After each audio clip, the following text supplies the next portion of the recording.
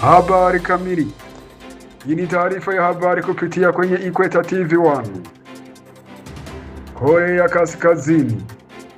Kim Jong-un, kiongozi wa Korea Kaskazini, na binti yake walihudhuria majaribio ya mfumo wa MLRC sawa na hii HIMARS ya Marekani ya Korea Kaskazini wenye uwezo wa kufikia umbali wa kilomita 400. Uturuki umejaribu ndege isiyo na rubani ya kivita Kazirema kwa kutumia risasi za kijanja za Uturuki aina ya RGK-82 na TEBAR-82 zilizowekwa chini ya mabawa yake.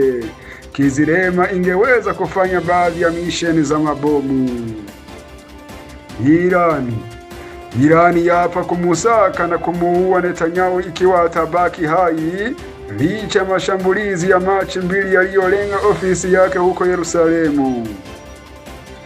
Ikiwa mhalifu Netanyahu, muuaji wa watoto, bado yuko hai, serikali ya Irani imesema kama wataendelea kumfuatilia. Hii ndio mwisho wa habari yetu. Karibu tena baadaye.